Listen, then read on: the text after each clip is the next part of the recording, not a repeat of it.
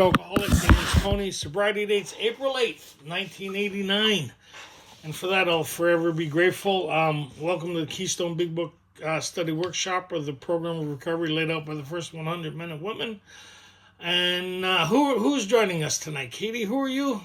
I'm Katie. My name's Katie. I'm a grateful recovered alcoholic here to help out tonight. Right on. Much appreciated. Thank you, everybody, for taking time out of your day to be here. Working with Others, Chapter 7.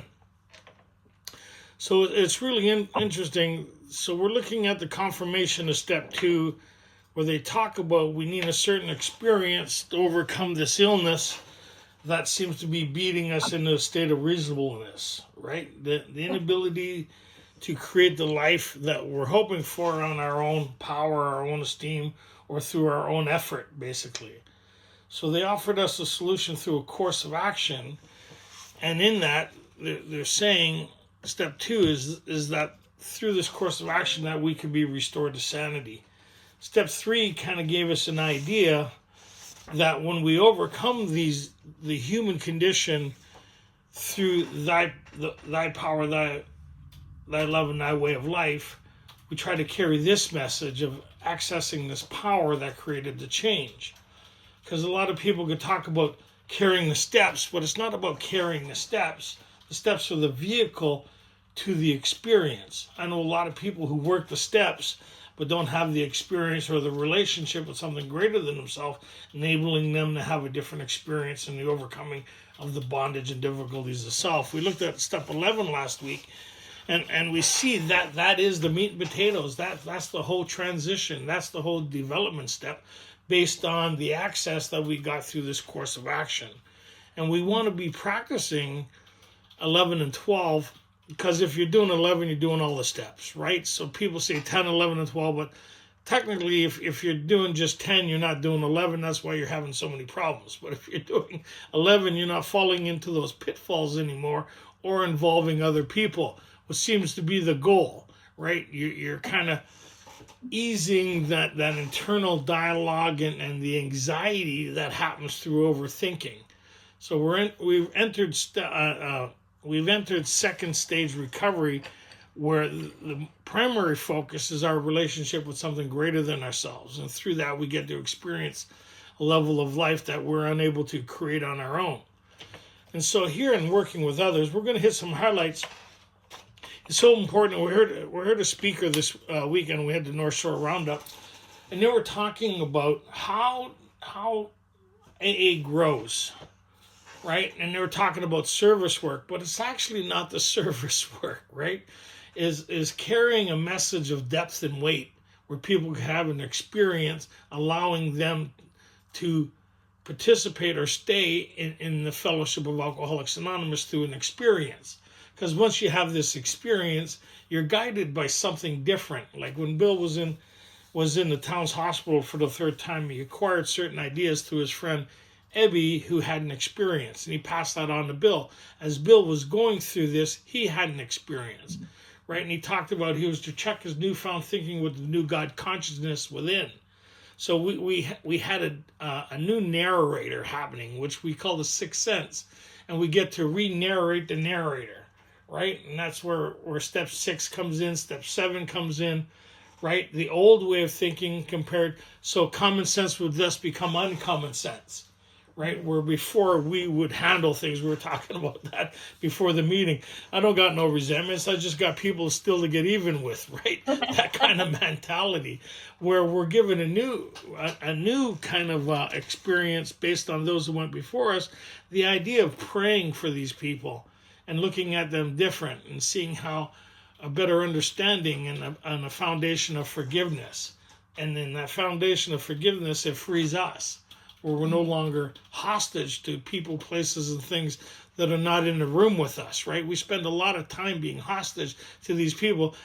We call it sorting out things, right? But it's really hostage when harboring such feelings, right? And so whatever that emotional deformity is that has us out of the moment, robs us, right, of peace of mind and serenity. And then it starts affecting everybody around us, right? Mm-hmm. So when they talk about on 164, they talk about the conclusion of this thing is see to it that your relationship is right and all remarkable things will follow.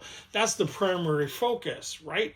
It's kind of like my sponsor taught me, any disturbance is usually absent of God, right? Any conflict I have is usually absence of this power or access to this power, and the instincts have taken over. So that's where the pause comes in, steps back, and kind of realign with this power to have a different kind of approach. And what really happens when we can't tap into this stuff, we can't shake, people, places, things, or the emotional deformities, that's where they talk about here on on page 89. So we'll start there. We're going to hit some highlights because that is really the highlight, right? That is really that has been my saving grace over, I get to say this, over the last 37 years. Just 30, hey, right?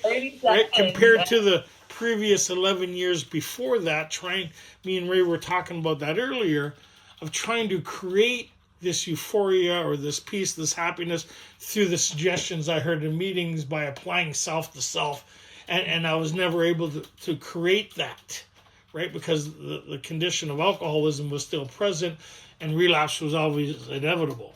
But once I've gone through this, I've had an experience that it took me a little while to understand I was having an experience.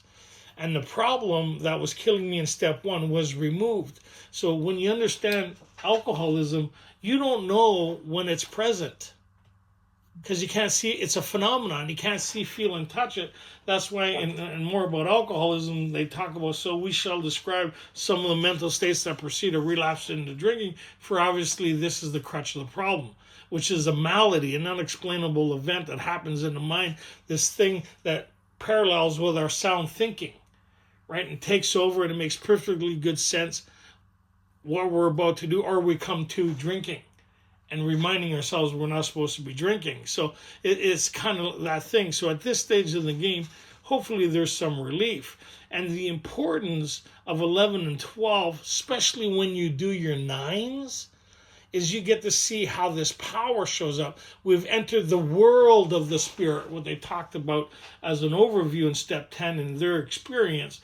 They talked about see to it that your relationship is right, not resting on your laurels. Like there's a whole bunch of warnings in there, but the development's in 11 and 12, right? Because when I get stuck on self, the only thing here as we read through this, we see there's some really pertinent information here. So Katie, why don't you light us up a bit? Page 89. 89. Okay, working with others, chapter 7. Practical experience shows that nothing will so much ensure immunity from drinking as intensive work with other alcoholics. So now you get to see how your sponsor felt when you work with new people. Intensive work. Right? Because it's pretty amazing what people think when they're new, right? And then you get to see what a shit show, what a traffic accident you were back then, and how your thinking really interfered with everything. And your sponsor's trying to be kind and loving, and you get resentful at them because they're trying to get you to participate in the saving of your own life. There's intense moments. I'm not even going to mention anything about Katie, but there's intense moments. So over the last 37 years, the amount of people I've worked with, the benefit I've gotten from it far exceeds probably what they've gotten. But when they got this thing, it matches the experience. I don't know if that kind of makes sense, but that's the beauty of it, and that's what they're going to get into here. Mm-hmm. It works when other activities fail. This is our 12th suggestion. Carry this message to other alcoholics. Well, what's that message? You want to have fun this week? Ask people what the message is. Right? So when Ebby went and talked to Bill, he wasn't talking to Bill. He said some people offered him a course of action that he put into practice, allowed him to have this experience. When he talked to Bill, he was talking about this experience he had, and Bill was blown away by it. Right? His ideas of miracles were revised right then and there because he was talking about getting access to this power that did the impossible. Right? So Bill started questioning his own kind of, he's seen that there was no more power in him than there was in himself. Right? Mm-hmm. So obviously, Ebby had access to something that Bill was unable to have access to, allowing him to have the experience Ebby was having that he always wanted. Yeah. Right? Was unable to do so, right? No human power, right? Mm-hmm. You can help when no one else can. You can secure their confidence when others fail. You can help when no one else can. You notice there isn't a disclaimer there. We only know little, right? Because we are like we're like first aid responders, right? Giving critical life stuff till they can get on their own path, right? We're ministering spiritual first aid without them understanding what's about to happen. That's why we're more excited for new people than they are. Yeah. Right? Like when we look at our own resistance to this thing, anybody, oh, maybe just me, but our own resistance to this thing and how we thought we're entering a life sentence, and it was kind of like a dog being dragged to get neutered, right? Like that kind of, oh my God, I can't believe that whole, and then after we've done it, what amazing thing, like, oh, this is so fantastic. You know, and then we give the kudos to ourselves like it was our idea to do it. We forget about the intensive work, right? Like with Bill sitting at the table with Ebby, right? Like I'm sure Ebby was like, oh my God, Bill, can you just participate in the saving of your own life? Like I don't care what you think. Can you hear what I'm saying? Can you see that whole conversation? Bill sitting there drinking, Ebby's trying to say, buddy, you're dying of alcoholism. I'm trying to help you out here. Can you participate? Right? But he had to navigate through Bill's thinking to get him to bite the hook, right? To kind of drink the Kool-Aid, to kind of get involved. Grab the life jacket. We don't care if you don't like the color. Get in the car, right? Like, damn it. Damn it, Spock. I'm giving her all I got, Scotty. No, go ahead. It's not working. Man. Okay, go ahead. Okay, remember they're very ill. Life will take on new meaning. And they don't know they're ill. I didn't know I was ill. I had some problems, but I didn't know the extent to it. Thank God I didn't know the extent of my problem. I had some problems, but I never knew the extent of it.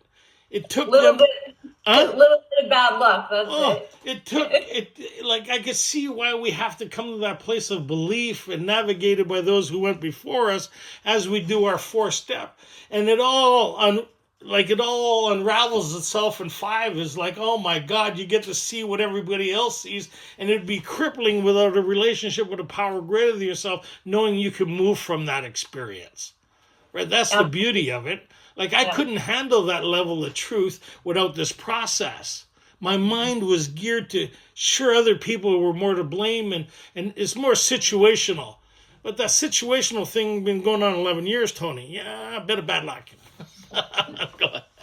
It's true. Life will take on new meaning.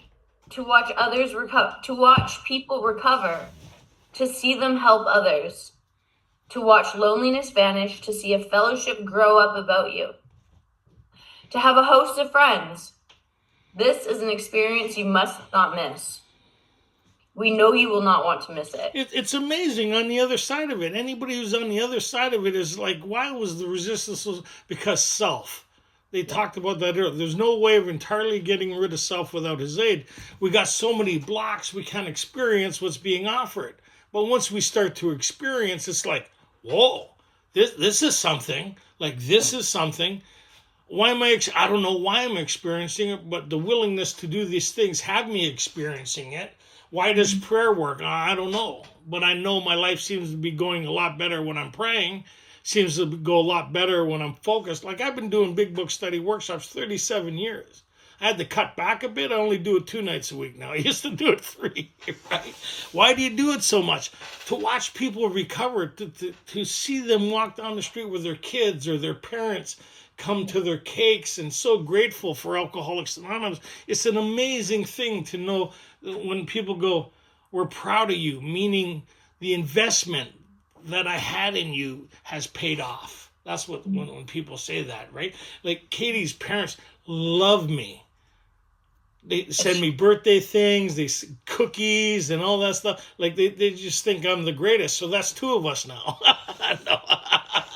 great. I think you're the greatest. Saved my life. Nothing else worked, right? And what I really see in Tony, and I feel in myself as well, the level of gratitude you have for your life after this work is shown in how many people you help.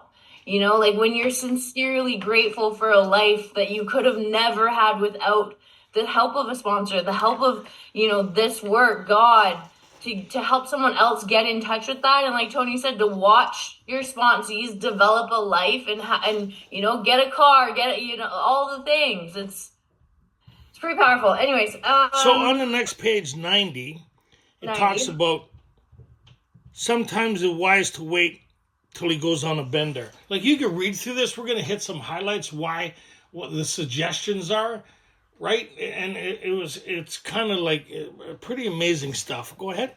Oh, okay. That's what I wanted to say. This is one thing you can't fabricate,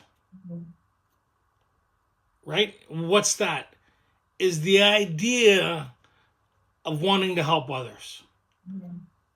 That was evident in Ebby when he phoned Bill at 2 months sober. He phoned Bill to go help his friend who was dying of alcoholism. As Bill lied in the hospital, the thought came to him that others might benefit what was so freely given to him. There was a sense deep down within of that commitment, or whatever you want to call it. And so what does that look like? So if they talk about passengers of a shipwreck, right? And we're all in the water on the verge of dying. We get pulled from the boat, from the water into the boat. We're still prone to dying of exposure and hypothermia. We go back to the main ship, we get treated, we go through a course of action, allows us to recoup or revive or recover from that condition that potentially has us dead, right? So we're leaving the first aid room, and on one side there's the mess hall with the big TV, the shuffleboard, and all the food and the banquet, and everybody sitting there having fun. And then in the water, there's still sounds of people drowning. Mm-hmm. Right? So you grab a handful of life jackets, you get in the next boat that's going back out to look for people. And it's a sense that you couldn't sit in the other room enjoying yourself, knowing that these people are dying. That's why we have a home group. That's why we have a commitment, that people know where we are. And they'll come looking for us because we carry a message of depth and weight. When we talk about this message, we talk about the experience we had in allowing us to recover from the thing that's killing them. They may not like you. They may not like what you're saying. My sponsor says, if somebody phones you, Tony, you don't have to ask them how they're doing. They're calling you. I didn't know how to take that. So go ahead. Okay, sometimes, middle of the page. Sometimes it is wise to wait until he goes on a binge. The family may object to this, but unless he is in a dangerous physical condition, it is better to risk it. So if you're in your home group and there's a person slipping and sliding all the time, and you've tried to work with them by talk about and they're unwilling to hear it because it's about meeting makers, acceptance, and I mean it this time, I got it this time, the obsession has left. They don't know what they're dealing with when they use that terminology in the meeting, that the obsession is left as it being the problem to this condition, right? Because they still think this condition is something you can see, feel, and touch. So they're unwilling to listen to you, but they know you as a person who has recovered. So when they come back again, right, you get to approach them in a manner of befriending as a person with a real answer, right? Go ahead. Mm-hmm. Mm-hmm. Don't deal with him when he is very drunk, unless he is ugly and the family needs your help. Wait for the end of a spree, or at least a lucid interval. Then let his family or friend ask him if he wants to quit for good, and if he would go to any extreme. For good? What an honor. Yeah, most people don't want to drink again. Yeah. They're not going, oh, Christmas, my birthday. They're saying, oh my God, Christmas, my birthday. I don't want to drink. How do I not do it? Not, oh, the long weekend's coming, my buddies are going drinking, oh, long face. It's how do I not do this? That's the question.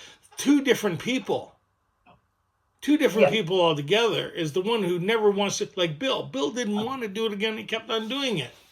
Right? Big difference between somebody who thinks they could still control and enjoy their drinking. It's just a matter of circumstances. There's a way I could get away with it. I'm not ready to do the steps yet because I still think I can keep myself sober. Well, good luck to you, right? But the guy who's dying of the greatest thing that we have is prayer. I remember sitting in a meeting once going, God, I could use some people to work with. Can you kind of line me up with somebody? In our groups here in BC, they ask, is there anybody coming back? And both people on both sides of me put up their hand. I said, easy, God, easy. Yeah. If he wants to quit for good, and if you would go to any extreme to do so, if he says yes, then his attention should be drawn to you as a person who has recovered. That's it. So these people who say that they're recovering, never recovered, well then this is my take on all the people I've worked with for the last 37 years, is they have a behavioral problem. Mm-hmm. Right? And they'll always be working on themselves. They'll always be working on their behaviors. They'll always be focused on themselves as the primary focus of their achievements. Yeah. Right? Those who have recovered, their primary focus is their relationship with something greater than themselves. Listen in a meeting, you could hear it. And then there are those group of people that don't know what category they're in. Right? So when we say we have recovered, we know what we mean by that. Mm-hmm. Right? Okay? Yes. Yeah.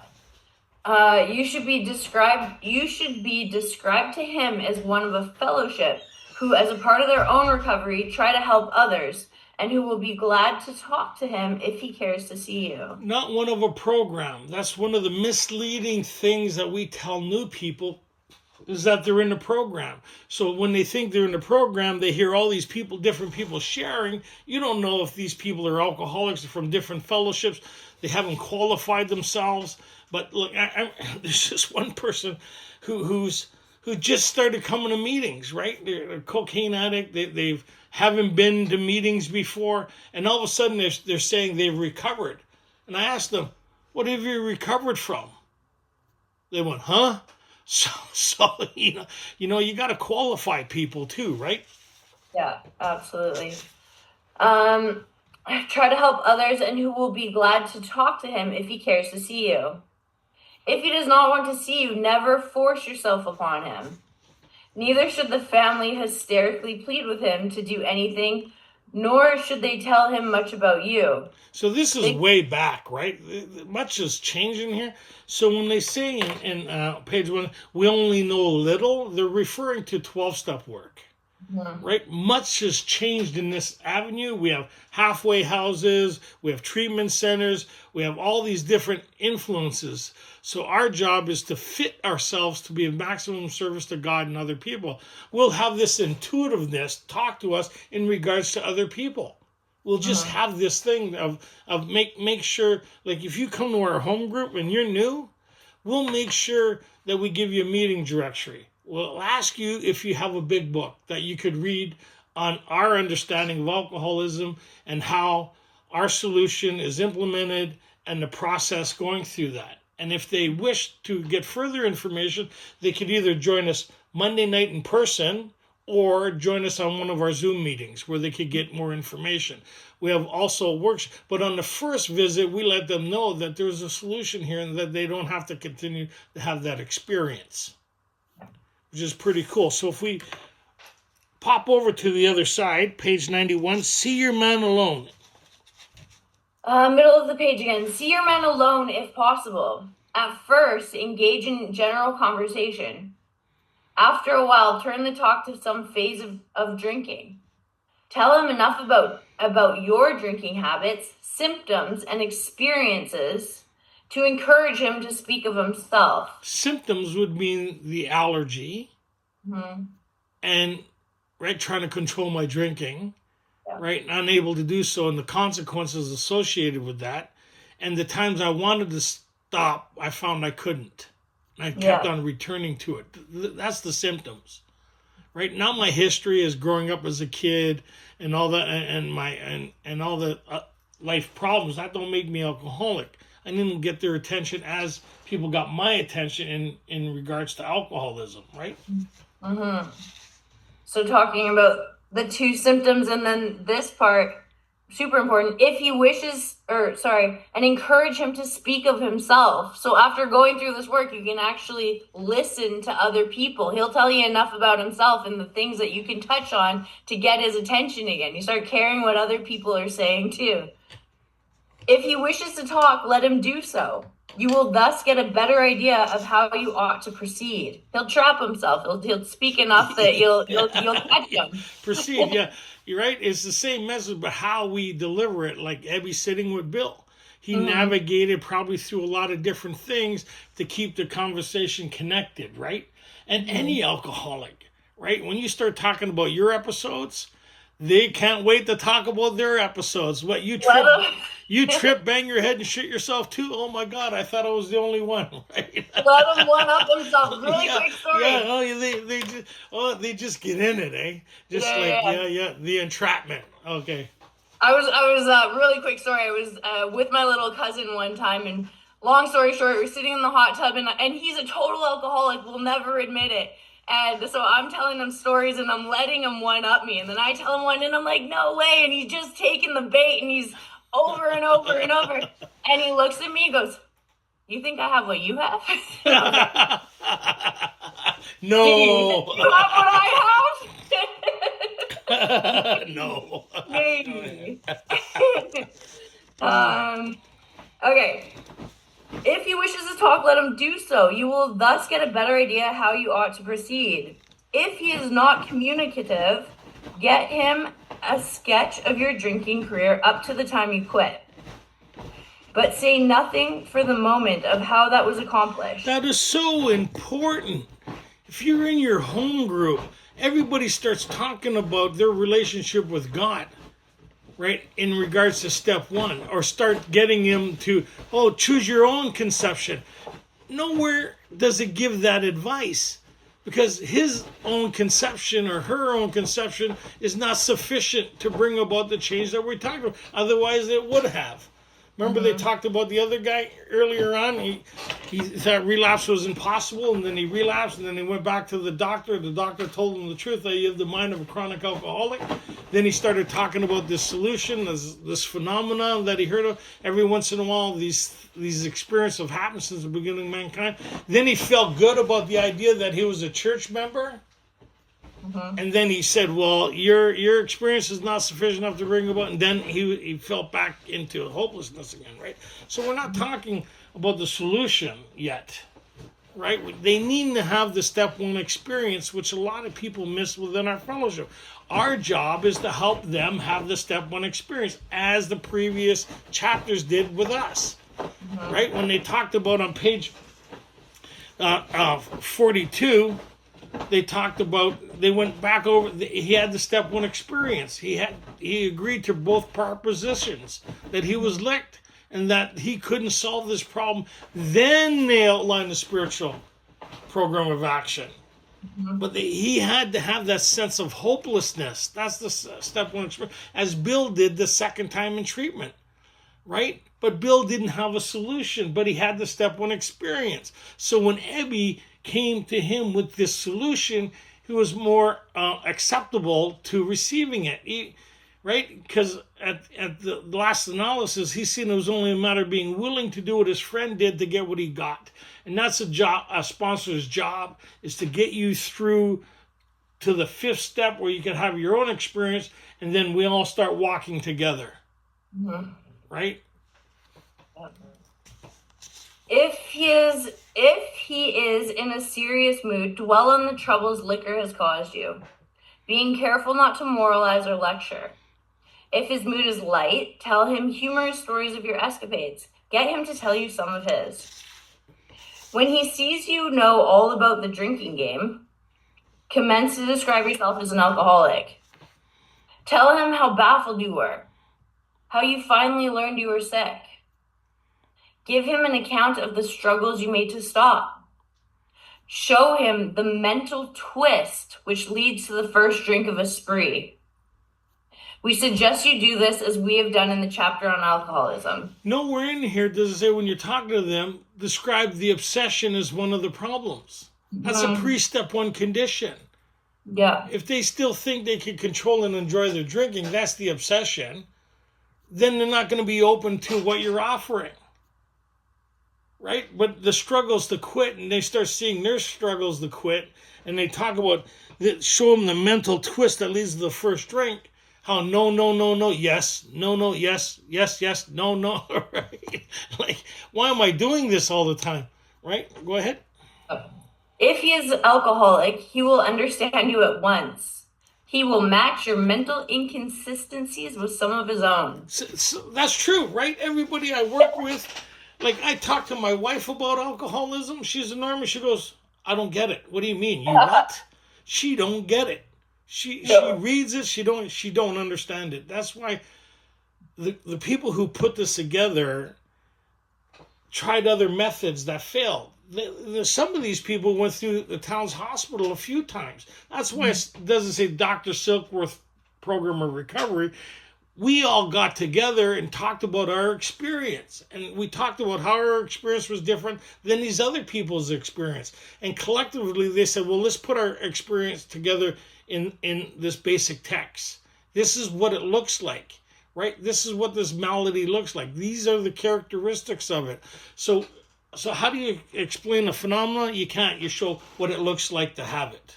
And once you see what it looks like, then you could use that comparison to your own life and see, I have some of these characteristics. Remember that guy earlier, he admitted he had some of the symptoms, but he wasn't unwilling to admit that he couldn't do the job himself. He still hasn't had the step one experience yet. He knows he has problems. He has some of the symptoms back then, like Bill, right? Everybody goes through this process. Everybody. Bill, one of the founders of Alcoholics Anonymous, surely this is the answer, self-will. Why did he think that? Because the doctor treating him told him he was weak-willed when it came to these things. It was just a matter of being on guard. But when we talk to each other and the experiences, ounce of whiskey in the milk, suddenly as I cross the threshold, right? So we shall describe some of the mental twists that precede a relapse of drink. Right away, we see we're different than other people. And when we talk to other people about it, they don't understand it. But when we talk to each other about it, we get it. We get it, right? I got you. I'm picking up what you're putting down. Go ahead. You know you're talking to the wrong crowd when you watch their faces fall when you tell a story. It doesn't land quite the same as it does with us. Even in our own meetings, right? Right? Totally.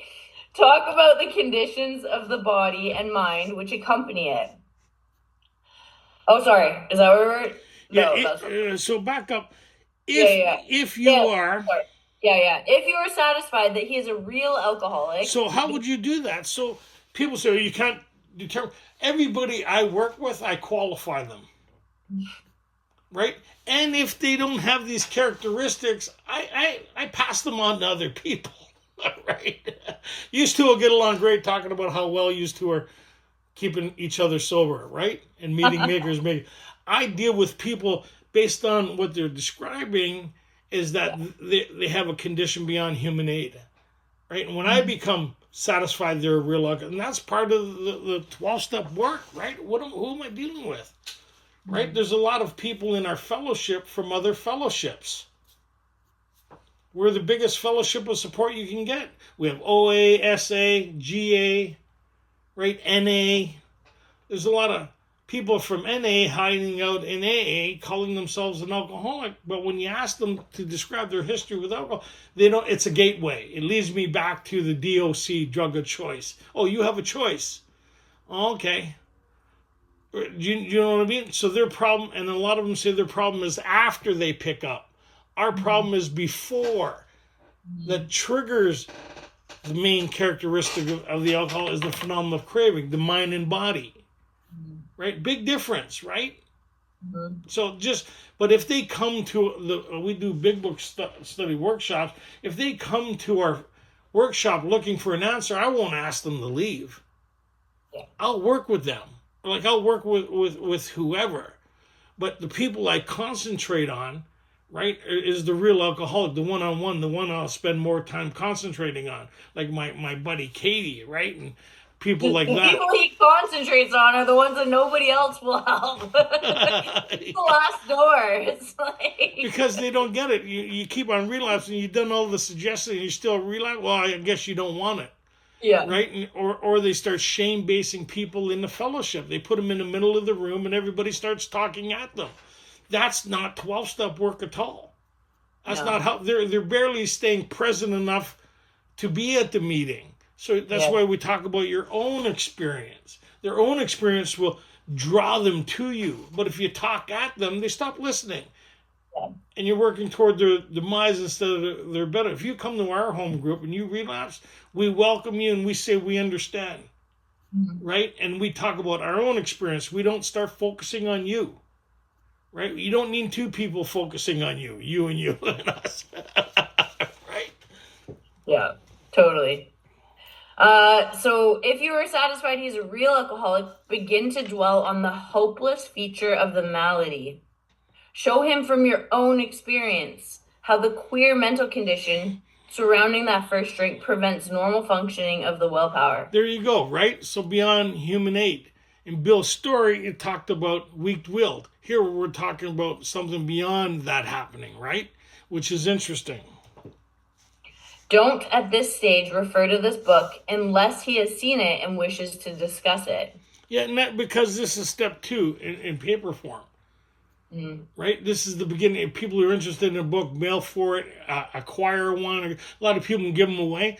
This is the most selling book in Alcoholics Anonymous and least read. It's amazing how many people have been here a long time that has never gone through this or read this. I was 11 years in and out dying of alcoholism in AA, sitting in these 12 and 12 studies. I was in 4 12 and 12 studies, right? Nobody ever explained to me, how do you expect to have Bill's experience if you didn't do what Bill did to get it? Nobody told me that. They're all getting this. I'm sitting there. I'm going to get it. And then 37 years ago, April 8th, I relapsed after 360 meetings in 90 days. I'm in 4 12 and 12 studies. I'm running one from my profound knowledge. 11 years reading the book. I had a pretty good knowledge. Well, I didn't know who John Barleycorn was or the double-edged sword right? I never knew that stuff. I thought, poor guy, John Barleycorn, poor guy. Like I didn't know anything about it because I didn't have the foundation to expand on what the purpose of that book was, right? So then when George and these guys, like what they did, they found out all they could about me because they approached me before and I didn't need to do what they were offering because I had it this time. They waited till I relapsed again, right? Then they said, hey, Tony, why don't you come and help us out with your profound knowledge? And I thought, okay. I went there, and I went there with a 12 and 12, and they had big books. And I looked at, what are you doing? And that was the first introduction to the big book of Alcoholics Anonymous. Mm-hmm. April 8, 1989, or April 9th, right? It was the Sunday.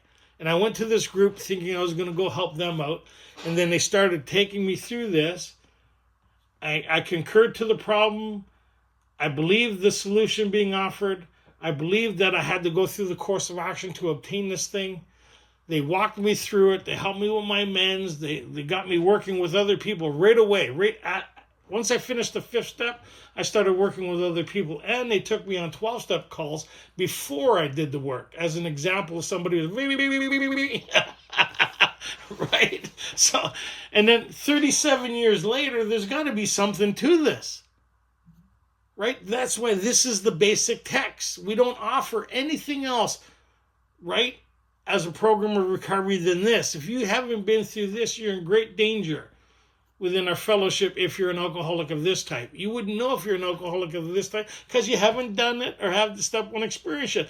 That's our job, is to invest time and energy and intensity as we go along. The best part of this book's coming up. I love this part. I'm good at it. You're good at it. Don't at this stage refer to his book unless he has seen it and wishes to discuss it. And be careful not to brand him as an alcoholic. Let him draw his own conclusion. If he sticks to the idea that he can still control his drinking, tell him that he can. See, that's the obsession, right? Well, you still think you could control and enjoy your drinking, then you really don't have a problem. You have a consequence problem. You're not open to listening to anything else until you've had the step one experience. So, but you've put it out there. You talked about the mind, the body. You've told them about alcoholism and our understanding and the collective understanding of step one, not the individual, the collective. That's what this book is about. And the collective understanding possibly of step two, if they asked. But mostly, you got to give them the collective understanding of step one, not my understanding, your understanding, or treatment center, the collective understanding. That's why it says we of Alcoholics Anonymous. This is the collective understanding that we all agree on. We all agree on what the problem is, we all agree on what the solution is, and we all agree on what the course of action is. Mm-hmm. Right? Had a moment there. Go ahead. If he sticks to the idea that he can still control his drinking, tell him he possibly can if he is not too alcoholic. But insist that if he is severely afflicted, there may be little chance he can recover by himself. You use that word a lot in this book, recover, right? Because we understand what we mean by that. Because if the condition of step one stays present, we'll continue to relapse regardless if we do step one or not. You can do step one 100% and you're still going to relapse. That's what you're agreeing to. That relapse is coming. Right? Yep. If you feel good about step one, you haven't done our step one. Right? You should have that impending doom feeling. If you get a warm foot, I just did step one, I feel so great. Pardon? That's not our step one. Nope. But insist that if he is severely afflicted, there may be little chance he can recover by himself. Continue to speak of alcoholism as an illness, a fatal malady. Talk about the conditions of the body and mind which accompany it.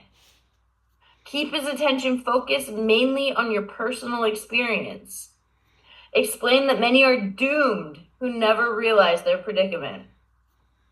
Doctors are rightly loath to tell alcoholic patients the whole story unless it'll serve some good purpose. And so over on page 93, which is pretty good, let him ask you. You see that? Yep, I do.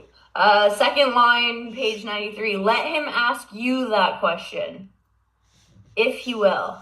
Tell him exactly what happened to you. Stress the spiritual feature freely. If the man be agnostic or atheist, make it emphatic that he does not have to agree with your conception of God.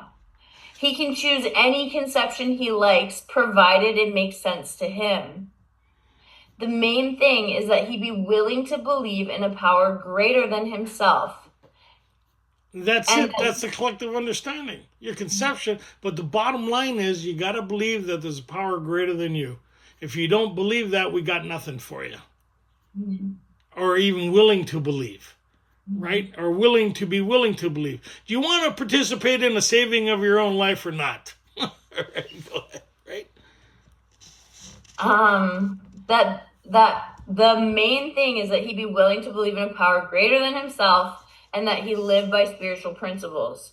When dealing with such a person, you had better use everyday language to describe spiritual principles. There is no use arousing any prejudice he may have against certain theological terms and conceptions, about which he may already be confused.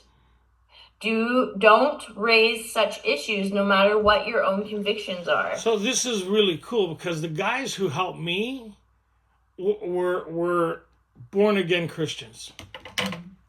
That's where their belief and their development took them. But when they talked to me what got them that experience. They never told me what they were and who they were and what their belief system. They kept that out of the conversation. Right? What they had to get me to is the same place that we had to get Bill to. There's a willingness to believe that there's something greater than ourselves by the demonstration of them having recovered from the same thing that was killing me. If they would have started they talk about that later on, if they would have went to biblical point, I was going to go to Bible college. One of the times I was getting sober, I was deep devoted into, first it was the Baptist, it didn't work, I got drunk. Then the Nazarene, didn't work. So I was thinking, as these people that didn't work, I never understand the basics. So that's what the rest of the page talks about. But the next page is really good. They talk about here, outline, page 94, which is step 2, right? We're going to talk about outlining the program of action, which is step 2, right? Is the course of action that allowed these people who are 12-stepping him to have a different experience. Now, they're talking about it the same way Ebby talked to Bill about it, right? The course of action was the vehicle to allow them to have the experience, which is a big difference because a lot of people think the steps are the solution. The steps are not the solution. They're the vehicle to the solution.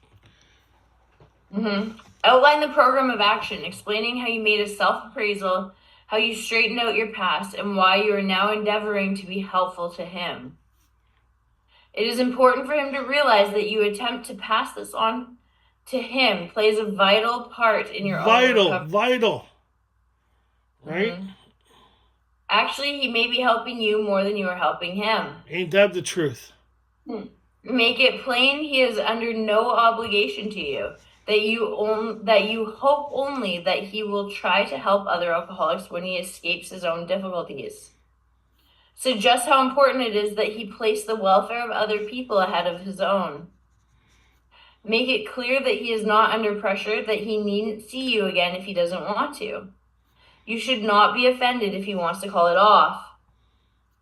For he has helped you more than you have helped him. You know how many numbers I've handed out over the... You know how many thousands of people I've worked with? Right? Like, we used to get 120 people on a Friday night before COVID happened. 120 people on Friday. And then we had Tuesday, which we get 75, 80. Right? And then out here in Langley, we'd get 50. I was doing 3 big book studies. Did the one downtown for 22 years, right? It done me wonders. And every once in a while, this is what seems to be, out of 1,000 people, 100 may start this road. 50 will continue this road, and 20 will sustain this thing. It goes with for those who, the statistics are the same. Of those who really tried, 50% got well at once. And then the relapse, that means they're doing great, relapse, got their attention again and came back again. Right? Mm-hmm. I went to the North Shore Roundup. Hundreds of people I've known that I have the privilege of walking through this. Like the Zoom meetings we do every week here. How many people do we don't know, but in turn they'll be helping other people. There's a lot of people that come to these studies who have their own studies to find how better to carry this message.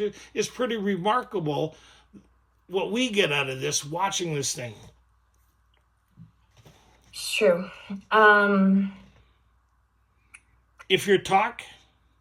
If your talk has been sane, quiet, and full of human understanding, you have perhaps made a friend. Maybe you have disturbed him about the question of alcoholism. Oh, yeah, I love that's my favorite. I'm good at that, especially in my home group. People who think they got this, I talk about the step 1 promise. Well, if every step has a promise, well, here's the step 1 promise. People lose their shit, right? Or this one. Step 1, relapse is inevitable. People, you can't say that. Well, that's step 1, right? You're admitting you're going to relapse again unless you have this change, right? Because if you keep yourself sober, then it'd be a 1-step process. And that's why they talked about it in We Agnostics as a moral or better philosophy of life, which we all tried. We hear all these philosophies. Topic meetings, oh my God, how many people talk about applying self to self and how they've mastered these things in the meeting. But in their real life, people not happy to be around them. Their face looks like they're eating a crap sandwich, right? Just changing the bread all the time, right? No matter how many bread you change, it's still a sandwich, right? And the face always, I was with my buddy, and the speaker was talking. We looked at his face, and he was all contorted. Like, it was like, he just looked angry. And then when he shared, it became evident of all the things that was happening in his life that made him, that he was the producer of and couldn't see it. But he was the main speaker. Your face will represent your experience. I don't care. When I walk in and I take a look at what my wife's face, I know if she's happy with me or not happy with me. She don't need to explain it. So, right? Okay, right? Okay. This is all to the good. The more hopeless he feels, the better. He will be more likely to follow your suggestions. Yeah, that's our job. When you're talking about step one in a meeting, talk about the hopelessness. If people are feeling good after you share about step one who are new, you didn't share step one. We're losing a lot of people here. It's true. It's like, oh, I'm out of here, right? Like, nobody likes to hear that stuff, but that's the truth, right? And your level of commitment and understanding in step one will project you through the rest of the steps. Right? And it's this experience today that has me staying here, not the condition that started me on this road. Huge difference, right? Yeah, absolutely. Your candidate may give reasons why he need not follow all of the program. He may rebel at the thought of a drastic house cleaning which requires discussion with other people. Do not contradict such views. Tell him you once felt as he does, but you doubt whether you would have made much progress had you not taken action. 100%. On your first visit, tell him about the fellowship of Alcoholics Anonymous. Which is huge. The fellowship is a great place, even though they may not want to hear what you have to say. Introduce them to the meetings. That's why I think they say 90 meetings in 90 days. Hopefully somebody gets a hold of you within that time frame. It's not for you to figure things out. It's for us to listen to you share and for us to approach you, for us to carry this message to you, not for you to find this message. Mm-hmm. Huge difference. Huge. Definitely. If he shows interest, lend him your copy of this book. Unless your friend wants to talk further about... I like you said, lend him a copy. I want it back. Not give up. Lend them a copy. I want it back. Okay, go ahead. Unless your friend wants to talk further about himself, do not wear out your welcome. Give him a chance to think it over. If you do stay, let him steer the conversation in any direction he likes. Sometimes a new man is anxious to proceed at once, and you may be tempted to let him do so. This is sometimes a mistake. If he has trouble later, he is likely to say you rushed him. Yeah, because how many chapters do we spend getting people ready for step 4? Mm-hmm. Right? We got the forwards, we got the preface, we got the doctor's opinion, you got Bill's story, there is a solution, more about alcoholism, we agnostics, how it works, right? The spiritual appendix in the back of the book, all to get you the foundation, to get you ready, the cornerstone and the foundation stone to help you develop the keystone, right? To build this wonderful arch that we pass to freedom, that we're building a spiritual structure, right? It's so critical. Like when we go through, if anybody been through this thing, we take a lot of time going through step 1 and 2. Why? Mm-hmm. Because it has to have an understanding that's unshakable to keep you motivating. Why? Because when you're working after step 5, it reminds us of our commitment to continue to work because we confuse feeling better for getting better. It mentions it twice. Remember that you agreed that you'd go to any length twice. And then you have your sponsor that keep you on the straight and narrow, right? Like this thing wasn't meant to be done over 4 years. There's no interval once you start 4 or 5, like you go through it in rapid succession. And what usually takes place in a few months can seldom have been brought about by years of self-discipline. By the time we're halfway through, we're having our own experience.